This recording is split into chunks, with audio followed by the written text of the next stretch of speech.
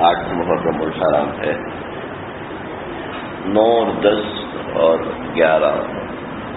10ویں محرم جو ہے یہ انتہائی اہم تاریخ ہے، اس کو اصطلاح میں عاشورہ کہتے ہیں۔ عاشورہ یعنی 10واں دن جو محرم کا ہے، ابتدا سے لے کر حضرت آدم علیہ السلام سے لے کر آج تک اس کو عاشورہ کہتے ہیں۔ اس کو بڑے فضائل ہیں اس دن کے، چند ایک روایات آپ صلی اللہ علیہ وسلم سے مروی ہیں، مسلم شریف میں، بخاری شریف میں، نسائی کی سنن کبریٰ میں، اور بہت سی کتابیں جو مستند ہیں اس میں آپ صلی اللہ علیہ وسلم سے اس کے فضائل منقول ہیں۔ حضرت عائشہ رضی اللہ تعالیٰ عنہا فرماتی ہیں کہ مکہ مکرمہ کے اندر، یہ حدیث میں نہیں آیا، سیاق سے معلوم ہوتا ہے کہ پہلے جب اسلام آیا تو عاشورے کا روزہ فرض تھا، 10 محرم الحرام کا روزہ فرض تھا۔ پھر رمضان شریف آیا تو آپ صلی اللہ علیہ وسلم نے اختیار دے دیا، اب چاہو تو عاشورہ میں روزہ رکھو، چاہو تو نہ رکھو، تمہاری مرضی ہے، لیکن رمضان کے روزے فرض ہو گئے۔ تو اس کے بعد عاشورے کا روزہ اس کی فرضیت ختم ہوگی، ورنہ پہلے 10 محرم کا روزہ یہ فرض تھا۔ تو یہ 10 محرم کے دن کو عاشورہ کہا جاتا ہے، اور یہ حضرت حسین رضی اللہ تعالیٰ عنہ کی شہادت کے بعد نہیں کہا جاتا، بلکہ ابتدا سے ہی اس کو عاشورہ کہا جاتا ہے، اور ابتدا سے ہی اس دن کی بڑی فضیلت ہے، اور اس کے بارے میں فضائل یہاں تک ہیں کہ اس کا پہلے روزہ ہوا کرتا تھا، اور اس کے بعد رمضان المبارک کا روزہ جب فرض ہوا تو اس کے روزے کو ملتوی کرنے کا اجازت دے دی گئی، رخصت دے دی گئی۔ یہاں تک ایک پہلی بات سمجھ لیں کہ عاشورہ کسے کہتے ہیں۔ محرم کی 10ویں تاریخ ہے اور فضیلت کا دن ہے۔ اس کے اندر جو عمل ہے وہ روزہ رکھنا، یہ مستحب ہے۔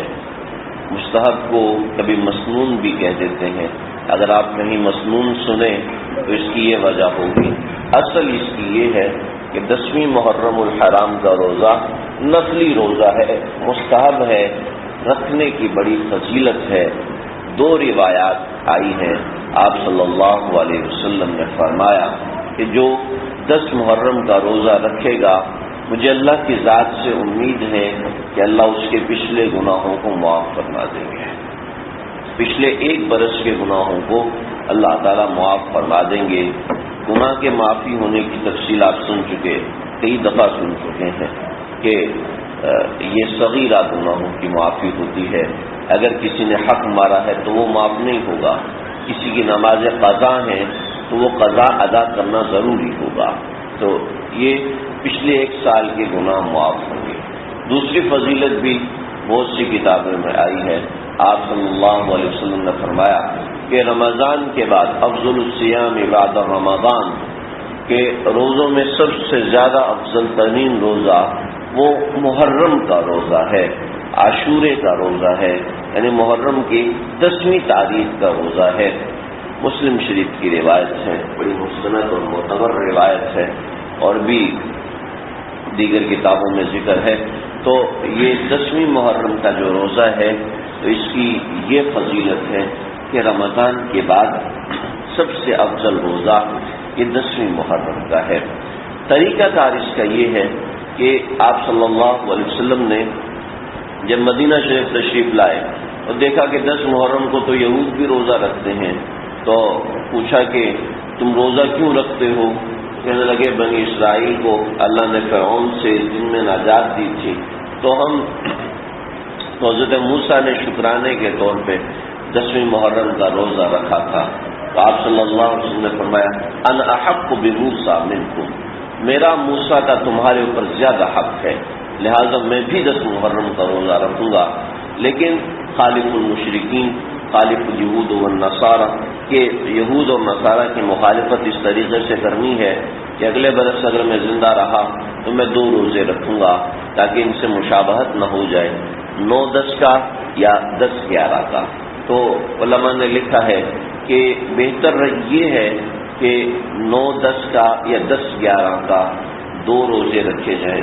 اکیلا 1 روزہ رکھنا یہ مکروہ ہے، یہ غیر اولا بھی ہے اور مکروہ بھی ہے کہ اب 1 روزہ نہ رکھا جائے، لیکن اگر کوئی صرف 1 روزہ رکھ لیتا ہے تب بھی اس کو انشاءاللہ یہ فضیلت حاصل ہوگی۔ تو یہ 10 محرم کے روزہ رکھنے کا طریقہ کار ہے۔ اس کے اندر بہت سی باتیں ہیں۔ لوگ کہتے ہیں آدم علیہ السلام 10ویں محرم کو آسمان سے نیچے اترے تھے، حضرت ابراہیم علیہ السلام کو آگ میں ڈالا گیا تھا تو وہ ٹھنڈی ہو گئی تھی، تو یہ تاریخ جو ہے وہ 10 محرم کی تھی۔ حضرت نوح علیہ السلام کی کشتی جو پانی سے پار لگی تھی تو وہ یہ 10 محرم کی تاریخ تھی۔ تو ایسا کچھ نہیں ہے، ایسا کسی روایت میں نہیں ملتا، کہیں صراحتاً یا کہیں ضعیف روایت میں ایسا نہیں ہے۔ حال البتہ بنی اسرائیل کو جو فرعون سے نجات ملی تھی تو یہ 10 محرم کو ملی تھی۔ اس کے اندر بس 2 عمل ہیں عاشورے کے اندر۔ ایک عمل تو میں عرض کر چکا ہوں کہ روزہ رکھنا، یہ دونوں مسنون اعمال نہیں ہے بھائی، بس اچھے اعمال، یعنی کہ ان اعمال کو پسند کیا گیا ہے۔ پسند ہونے کا مطلب یہ نہیں کہ مسنون بھی ہوں گے۔ ایک تو یہ ہے کہ روزہ رکھا جائے اس دن کے اندر، اور دوسرا عمل ایک ضعیف روایت میں آیا ہے، تھوڑی کمزور روایت ہے، اس میں آیا ہے کہ جو 10 محرم کو اپنے اہل و عیال پر کھانے کی وسعت کرتا ہے تو اللہ تعالیٰ سارا سال اس کے رزق میں وسعت کرتے ہیں۔ تو جو گھر والوں پر فراخی کرتا ہے اللہ سارا سال اس کے اوپر فراخی کرتے ہیں۔ یہ کوئی مضبوط اور مستند روایت نہیں ہے، لیکن جو فضیلت آئی ہے تو فضیلت کے اندر ایسی حدیث بھی چل جاتی ہے۔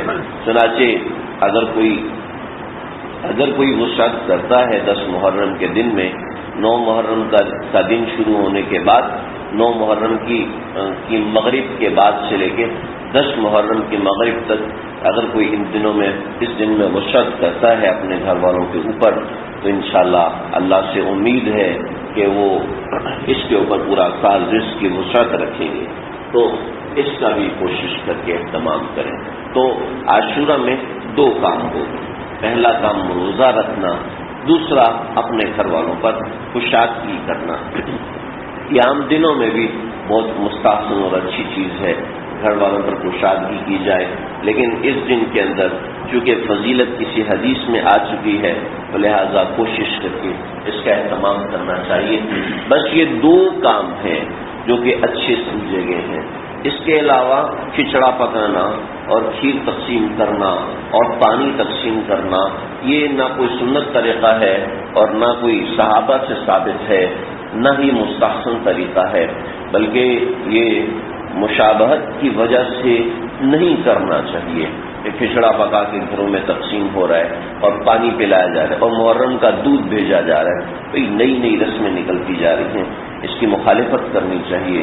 صاف بتا دینا چاہیے بھئی آپ یہ کام نہ کریں، یہ تو ہماری فلاں قوم سے مشابہت ہو جاتی ہے، جو صحابہ کو گالیاں دیتے ہیں، جو صحابہ کو برا کہتے ہیں، حضرت عائشہ کو زانیہ کہتے ہیں، نعوذ باللہ کوئی ہماری ماں کو زانیہ کہ ہم اس کے گھر کا کھانا کھائیں گے؟ ہم انہی کی نقل کر رہے ہیں جو ہماری ماؤں کی ماں امہات المؤمنین حضرت عائشہ رضی اللہ تعالیٰ عنہا ان کو گالیاں دیتے ہیں اور ہم ان کے گھر کا کھانا کھائیں، ان کی نقلیں کریں، ان کی مشابہت کے کپڑے پہنیں۔ بھئی ایسا نہیں ہونا چاہیے۔ کوئی غیرت بھی کوئی چیز ہوتی ہے کہ انسان کی حمیت ہوتی ہے کہ حضرت عائشہ کے بارے میں ایسے خیالات رکھتا ہے، ابو بکر صدیق کے بارے میں ایسے خیالات، حضرت عمر کے بارے میں نعوذ باللہ من ذالک ایسے خیالات، یہ بچنے کی باتیں ہیں، ان چیزوں سے بچنا ضروری ہے۔ باقی عاشورے کی فضیلت اس وجہ سے نہیں ہے کہ اس میں حضرت حسین رضی اللہ تعالیٰ عنہ کی شہادت ہوئی تھی۔ اگر یہ فضیلت والی بات ہوتی تو سب سے افضل دن تو 12 ربیع الاول ہونا چاہیے تھا۔ اس میں آپ صلی اللہ علیہ وسلم کی پیدائش ہوئی تھی، آپ صلی اللہ علیہ وسلم کی وفات ہوئی تھی، تو سب سے زیادہ افضل 12 ربیع الاول ہونا چاہیے تھا، اس کی زیادہ فضیلت ہونی چاہیے تھی۔ ایسی بات نہیں ہے، بلکہ یہ حضرت حسین کے فضائل میں سے ایک ہے کہ ان کا انتقال عاشورے کے دن میں ہوا. جیسے کسی کی فضیلت ایسے ہو کہ اس کا انتقال جمعے کے دن میں ہو تو ہم کہتے ہیں مبارک انتقال ہے کہ جمعے میں ہوا، رمضان میں ہوا. یہ نہیں کہتے کہ رمضان اس کی وجہ سے بابرکت ہو گیا کہ اس کا انتقال رمضان میں ہوا ہے، ایسا نہیں کہتے. یہ اللہ کے بنائے ہوئے ایام کے بارے میں غلط فہمی ہے. چنانچہ عاشورے کی جو فضیلت ہے وہ احادیث سے ثابت ہے. حضرت حسین رضی اللہ عنہ کی شہادت جو ہے وہ 61 میں ہوئی تھی، 61 ہجری میں ہوئی تھی. احادیث تو بہت پہلے کی ہیں. چنانچہ اس دن کے اندر جو اعمال ہیں میں دوبارہ خلاصتاً عرض کر دیتا ہوں کہ یہ فضیلت کا دن ہے اور اس کے روزے کی فضیلت ایسی ہے کہ رمضان کے بعد افضل ترین روزہ یہ ہے. پھر اس کے اندر جو غلط فہمیاں ہیں وہ یہ سمجھی جاتی ہیں حضرت ابراہیم کو نجات جو آگ سے ملی تھی عاشورے کے دن میں ملی تھی، حضرت نوح علیہ السلام کی کشتی جو پار لگی تھی عاشورے کے دن میں لگی تھی. تو یہ سب غلط فہمیاں ہیں. البتہ بنی اسرائیل کو فرعون سے جو نجات ملی تھی تو وہ 10ویں محرم کو تھی. حضرت موسیٰ شکرانے کا روزہ رکھتے تھے تو آپ نے فرمایا کہ انا حق بموسیٰ، میں موسیٰ کا زیادہ حقدار ہوں اس بات کا کہ میں اس کی نقل کروں، لیکن خالف الیہود والنصارى کہ یہود اور نصارہ کی مخالفت ایسے کرو کہ ایک روزے کے بجائے 2 روزے رکھو. تو 2 اعمال مستحب ہو گئے. پہلا عمل روزہ رکھنا، دوسرا عمل روزہ رکھنا اور اس طریقے سے روزہ رکھنا کہ 2 ہوں، 1 نہ ہو. دوسرا عمل یہ ہے کہ گھر والوں پر وصیت کرنا. اور پھر اس میں جو بدعتیں ہوتی ہیں کہ کھیر تقسیم ہو رہی ہے اور یہ چیز اس کی مخالفت کرنی چاہیے. یہ اس وقت ذمہ داری ہے کہ اس کی مخالفت کرے اور منع کرے کہ بھئی ہم ایسی قوم کی مشابہت کیوں اختیار کریں، ہم ایسی قوم کے پیچھے کیوں لگیں جو ہمارے صحابہ کو، جو ہمارے دین کی بنیاد کو برا بھلا کہتے ہیں، جو ہمارے دین کے بارے میں ہی مخالفین ہیں. ہاں پیار محبت سے سمجھانا چاہیے. کہ دوسرا یہ ہے کہ ان کے سبیلوں میں شرکت کرنا اور ایسی چیز اس سے خاص طور پہ اپنے آپ کو بچانے کا اہتمام کرنا چاہیے. یہ خلاصہ ہے عاشورے کے حوالے سے اور محرم الحرام کے حوالے سے. اللہ سے